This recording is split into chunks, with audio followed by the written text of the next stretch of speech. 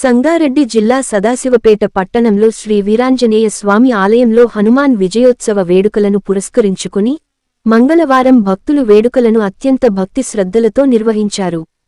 శ్రీ ఆంజనేయ స్వామివారి మూలమూర్తికి పంచామృతాలు, పలురకాల పరిమళ భరిత ద్రవ్యాలు, పవిత్ర జలాలతో అభిషేకాలను శాస్త్రోక్తంగా నిర్వహించారు.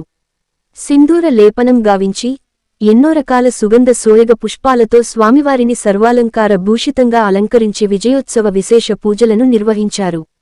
అశేష సంఖ్యలో పాల్గొన్న భక్తులకు మహాప్రసాద వితరణ చేశారు. హనుమాన్ మందిరం నుండి పురవీధుల గుండా శ్రీరామ మందిరం వరకు శోభయాత్రను ఘనంగా నిర్వహించారు. ఈ కార్యక్రమంలో ఆలయ కమిటీ సభ్యులు మరియు అధిక సంఖ్యలో భక్తులు పాల్గొని స్వామివారి కృపను పొంది తరించారు.